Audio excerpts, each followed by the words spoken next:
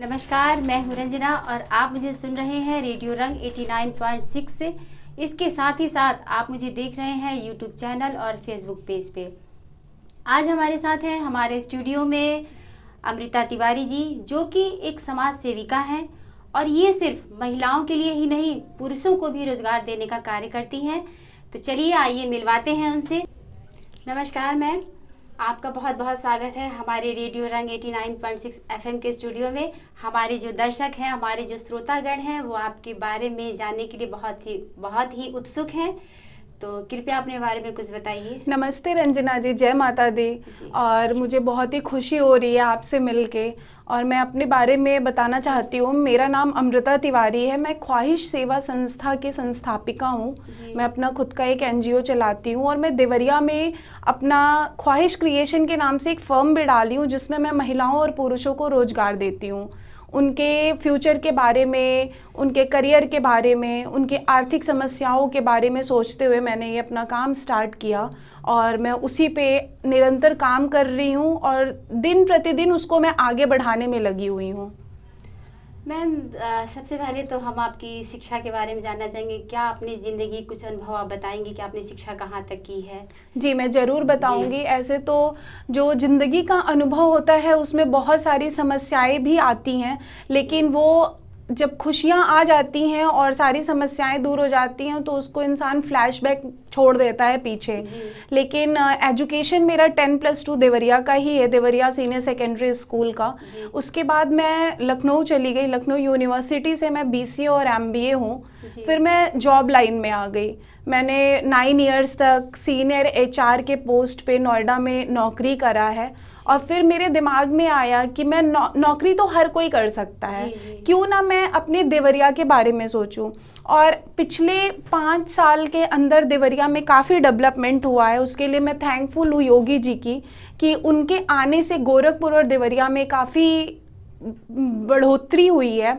और उसके बाद देवरिया धीरे धीरे काफ़ी डेवलप हुआ। तो मुझे ऐसा लगा कि मेरी एजुकेशन का यूटिलाइजेशन जो है मैं अपने शहर देवरिया में करती हूँ। और यहाँ आने के बाद मैंने अपना ये संस्था स्टार्ट किया। उससे पहले मैं डायरेक्ट काम करती थी 1 to 1, और महिलाओं से मैं सर्वे भी की कि किस चीज़ पे महिलाओं में टैलेंट बहुत है, लेकिन ये जो प्रॉब्लम फेसिंग इश्यूज आती हैं कि महिलाएं बाहर कैसे जाएंगी।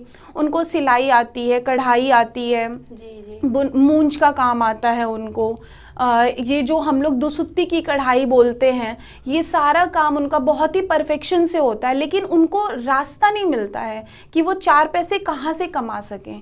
इसके लिए मैंने सोचा कि क्यों ना इसी का मैं एक सेटअप डालूं और इन महिलाओं को रोजगार दूं। इससे इनकी आर्थिक मदद भी होगी और इनका हुनर भी बाहर आएगा। जी जी मैम, सारी बातें तो आपने खुद ही बता दी। मैं ये पूछना चाहती हूँ कि जैसे कि कोई भी महिला हो, जब वो कुछ करना चाहती है, आत्मनिर्भर बनना चाहती है, तो सबसे पहले रुकावट उसको उसके परिवार से ही आती है, या पति खिलाफ होता है, या सास ससुर, कोई भी मतलब।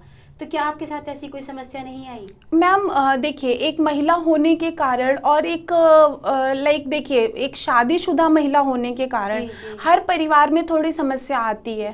किसी की समस्या होती है कि हम बड़े परिवार के हैं तो हम अपनी बहू को घर से कैसे बाहर जाने देंगे। ये समस्या होती है कि शादीशुदा महिला है तो तुम्हारी शादी हो गई है तो तुम अब घर संभालो, बच्चों को देखो, सास ससुर की सेवा करो, घर के काम काज करो, बाहर मत कहीं मत जाओ। आपका ये क्वेश्चन बहुत ही अच्छा है, लेकिन भगवान की कृपा से मुझे ऐसी कोई समस्या का सामना नहीं करना पड़ा। मेरे पति भी बहुत सपोर्टिव हैं मेरे काम में, और मेरे सास ससुर, मेरी पूरी फैमिली काफ़ी सपोर्ट करती है मुझे।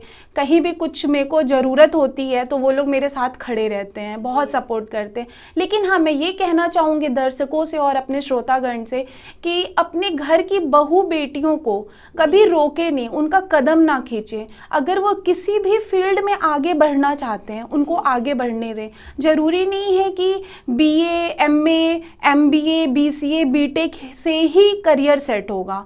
अभी हमारे फ्यूचर में या हमारी जो अपकमिंग जनरेशन है, उसके लिए हम लोगों को बहुत सारे ऑप्शंस हैं अच्छा इनकम के लिए। अगर हम मेकअप इंडस्ट्री की बात करें तो मेकअप कोर्स करा के भी आप देवरिया शहर की बात कर रही हूँ मैं मैम, कि देवरिया में आप 25,000, 10,000, 15,000 की इनकम बहुत आराम से कर सकती हैं। जी जी। हमारे पास बहुत सारे स्ट्रीम हैं। अगर मैं सिलाई के लिए आगे बढ़ना चाहूँ तो सिलाई के भी कोर्स से अच्छा स्रोत है कमाने का।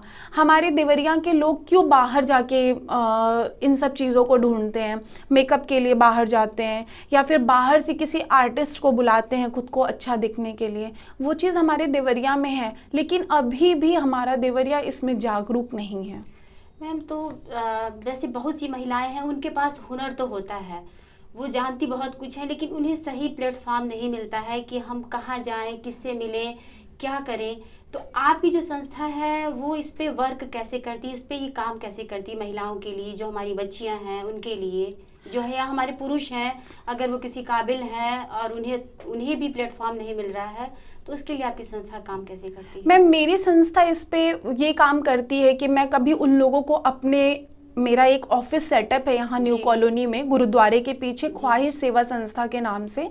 वहाँ पे मैं बुलाती हूँ उन लोगों को और मैं एक ट्रेनिंग के तौर पे उनको लाइक जागरूक करती हूँ जी। कि आप लोग निकलिए घर से, अपने हुनर को छिपाइए नहीं, अपने हुनर को इस्तेमाल करिए और इससे अपने पति का भी सपोर्ट कर सकेंगे। अगर आप आर्थिक मदद अपने घर में करेंगी तो आपके बच्चे का करियर अच्छा होगा।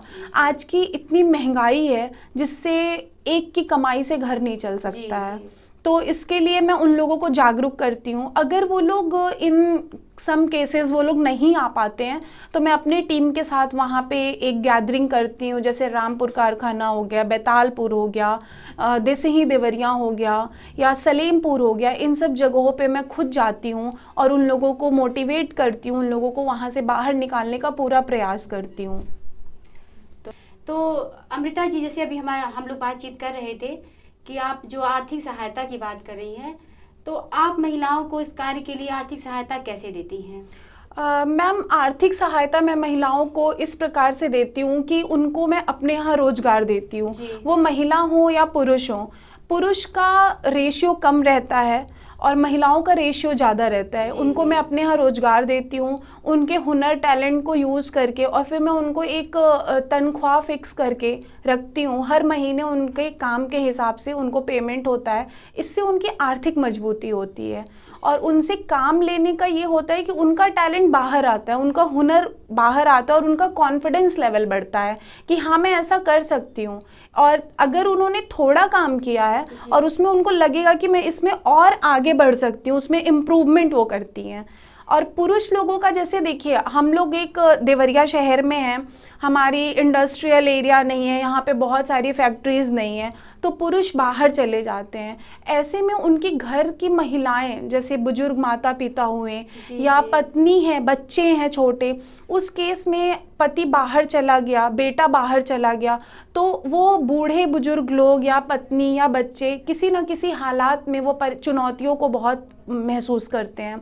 तो ऐसे टैलेंटेड पुरुषों का भी मेरे यहाँ स्वागत है, उनको भी मैं रोजगार देती हूँ, ऐसे लोगों की मैं मदद करती हूँ और उनको भी जिस चीज़ में थोड़ी बहुत उनको जानकारी रहती है उसकी प्रॉपर मैं ट्रेनिंग देती हूँ और फिर उनको अपने यहाँ रोजगार देके। जो महिलाएं जो मान लीजिए वो कुछ प्रोडक्ट अपने बना लें, तो उन्हें ये नहीं पता है कि हम इसको मार्केट तक कैसे ले जाएं, तो उसके लिए आप क्या करती हैं? आपका ये क्वेश्चन बहुत ही अच्छा है और अभी मेरे पास 2 दिन पहले इसके लिए कॉल आई थी। फ्लिपकार्ट के बारे में आप जानती होंगी। हमारे लिए बहुत ही खुशी की बात है और हमारे श्रोतागण के लिए कि फ्लिपकार्ट भी हमारा अब ODOP से जुड़ गया है, जो हमारे उद्योग विभाग की तरफ से वन डिस्ट्रिक्ट वन प्रोडक्ट है।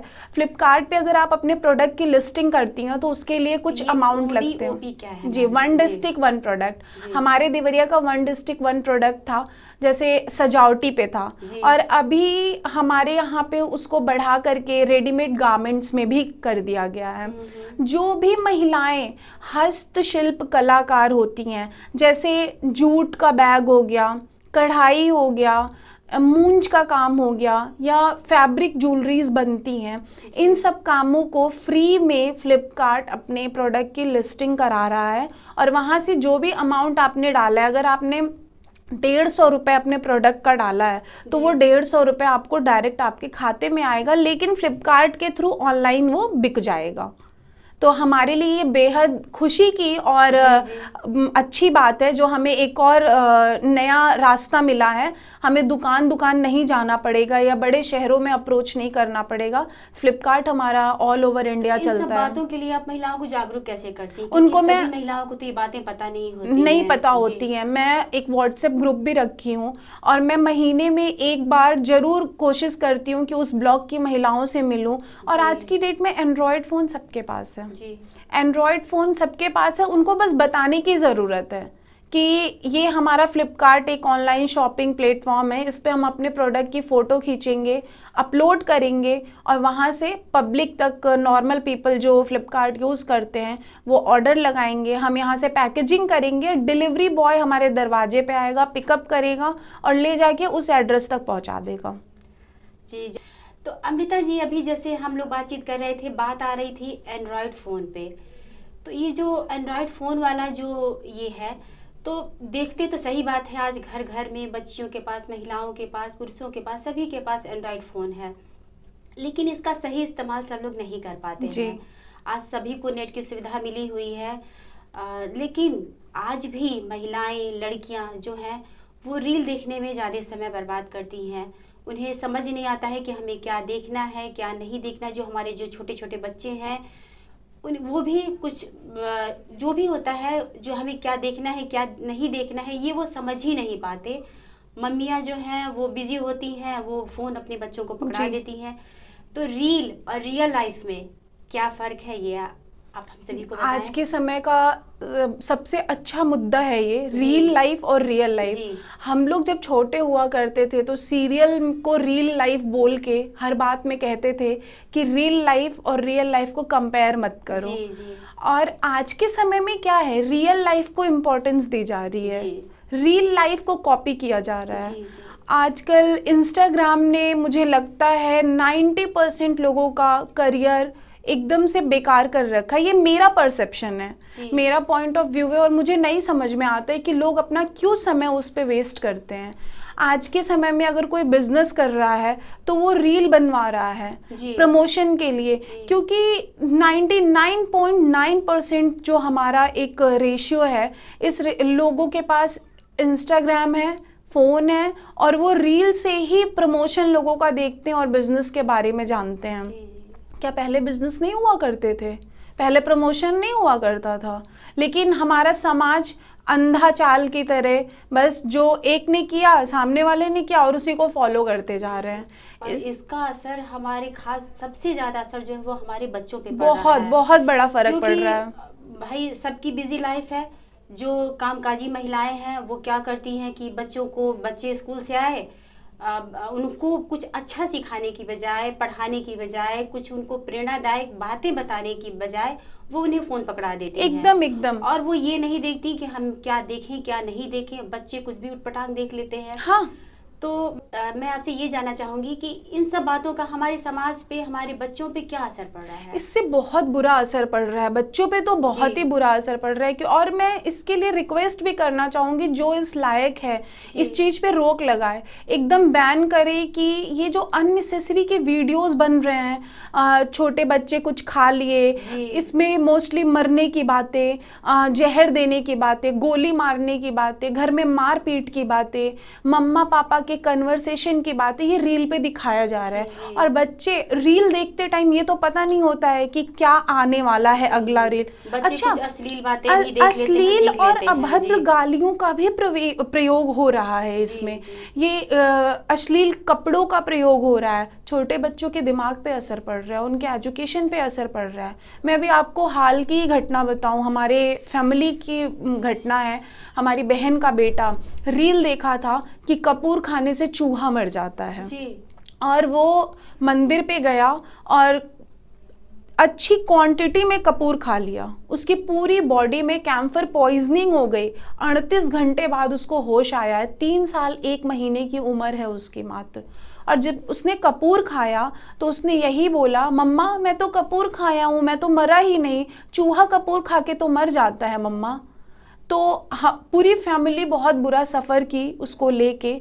और ये रील का ही है कि रील की ही वजह से उसने ये अटेम्प्ट किया। उसे लगा कि ये खाने वाली चीज़ है, मैं ट्राई करता हूँ। तो मैं तो रिक्वेस्ट करूंगी श्रोतागण से, जो है जिसके पास ऐसी एबिलिटी है, पावर है, जो इन सब चीज़ों को बैन कर सकता है, उससे मेरा हम्बल रिक्वेस्ट है कि वो इन सब चीज़ों पे रोक लगाए, अच्छी चीज़ों को लाए। हमारे बॉलीवुड में भी आजकल जो मूवीज़ आ रही हैं, वो क्या पहले मूवीज़ नहीं आती थी, पहले एक्टर एक्ट्रेस नहीं हुआ करते थे, लेकिन आजकल हर चीज़ अभद्र आ रही है, कोई धार्मिक चीज़ें रही नहीं गई हैं हमारे समाज में। तो जो मैम हमारी जो मम्मियाँ हैं उनके लिए आप क्या कहेंगी ये रील और रियल लाइफ को? मम्मियाँ को तो मैं यही रिक्वेस्ट करूंगी, हर मम्मियाँ से, मैं भी एक फ्यूचर मदर बनूंगी तो मैं भी उसको फॉलो करूंगी कि आप लोग, अगर बच्चा मदर को ही कॉपी करता है, फादर मैक्सिमम टाइम उसके साथ घर में नहीं होते हैं, तो मदर को ही रिक्वेस्ट करूंगी, या फिर ग्रैंड मदर हो गई, मासीज हो गई, बुआ हो गई, इन लोग यही करे कि अगर बच्चा बगल में बैठा है, एक किताब लेके वो बैठ के पढ़ने लगे, बच्चा वो डेफिनेटली फॉलो करेगा। हम अच्छी बातें करें, मोबाइल पकड़ा रहे हैं तो उसको कुछ भगवान की भजन या कुछ पोयम उसको दें, राइम्स उसको सुनाएं कि बच्चा उसको कॉपी करे, वो चीज़ अच्छी है।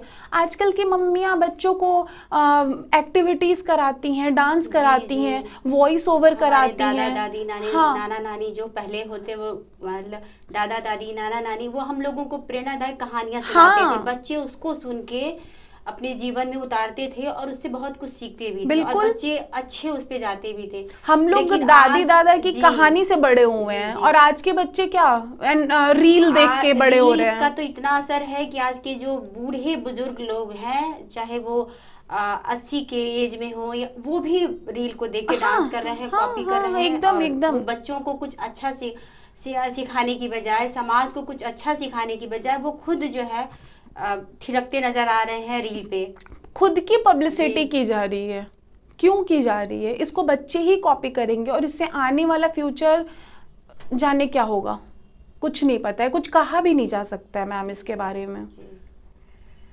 तो मैम अब तक आपने जो भी कार्य किया है उसमें सबसे बड़ी आपकी उपलब्धि अब तक की क्या रही? कुछ अपने अनुभव साझा करें। उपलब्धि जी मैम बिल्कुल मैं करूँगी, और मुझे बहुत ही खुशी हो रही है ये बात आपसे साझा करते हुए कि मेरा जो एक अचीवमेंट था लाइफ का, कि मुझे मेरा खुद का एक सेटअप होना चाहिए, वहाँ मैं लोगों महिलाओं को बुला के और उनको प्रमोट करूँ, उनके करियर के बारे में उनको गाइडलाइन अच्छा दूँ, इसका एक बहुत ही अच्छा मैंने अपना खुद का सेटअप रेडी कर लिया है, जो न्यू कॉलोनी में है, गुरुद्वारे के पीछे, ख्वाहिश के संस्था के नाम से।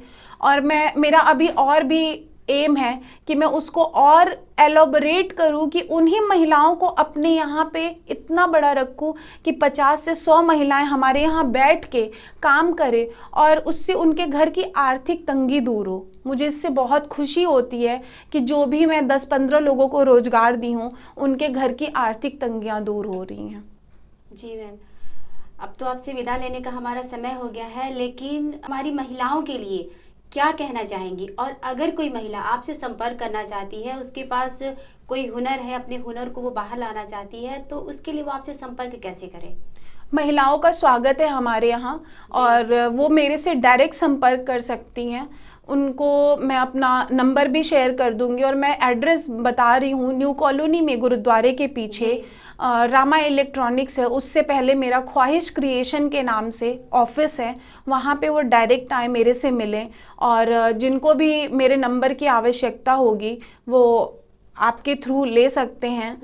और रंजना जी, आप मेरा उनको नंबर शेयर करिएगा, मुझे बेहद खुशी होगी कि उनकी मैं मदद करूं। जिस किसी महिला को, जिस किसी लड़की को ज़रूरत हो, रोजगार की ज़रूरत हो, वो मेरे से डायरेक्ट संपर्क कर सकती हैं। तो मैम आप अपना नंबर अगर बताना चाहें तो जी बिल्कुल, मैं अपना नंबर बता सकती हूँ, 8090294318। अमृता तिवारी, ख्वाहिश सेवा संस्था। और जाते जाते रंजना मैम, मैं आपको भी बहुत धन्यवाद बोलूँगी, और मुझे बेहद खुशी है कि मेरे देवरिया में रेडियो रंग FM आया है, जो इतना अच्छा कार्य कर रहा है। इसके लिए मैं बहुत एक्साइटेड थी जब से मुझे पता चला था, और मैं बहुत एक्साइटेड हूँ कि धीरे धीरे मेरा देवरिया डेवलप कर रहा है FM के थ्रू, क्योंकि बहुत शौकीन लोग हैं जो रेडियो सुनना बहुत पसंद करते हैं। इनफैक्ट मैं खुद भी तो इससे हमारा नेट भी नहीं ख़त्म होगा और यूट्यूब पे जो हम लोग सुनते हैं उससे अच्छा हम लोग रेगुलर लाइफ की चीज़ें सुनेंगे रेडियो रंग एफएम पे। थैंक यू 89.6 आपका बहुत बहुत एफएम। धन्यवाद मैम, हमारे स्टूडियो में आने के लिए आपने अपने कीमती समय में से हमें समय दिया। तो आप सभी श्रोताओं और दर्शकों से मुझे ये उम्मीद है कि आपको हमारी जो बातचीत है और जो अमृता मैम ने अभी जो जानकारी दी है वो आप सभी को पसंद आई होगी। आपको भी बहुत कुछ सीखने का मिला होगा। और अगर आपकी भी कोई समस्या है या आप किसी रोज़गार से जुड़ना चाहती हैं, कुछ करना चाहती हैं, तो आप अमृता मैम से जो है कांटेक्ट कर सकती हैं, इनकी संस्था के द्वारा इनसे बातचीत कर सकती हैं। तो चलते चलते आप सभी दर्शकों को और श्रोताओं को नवरात्रि की शुभकामनाएं। हम फिर मिलेंगे एक नए मेहमान के साथ, एक नई जानकारी के साथ। सुनते रहिएगा रेडियो रंग 89.6 एफएम को। मैं रंजना, नमस्कार, जय माता दी।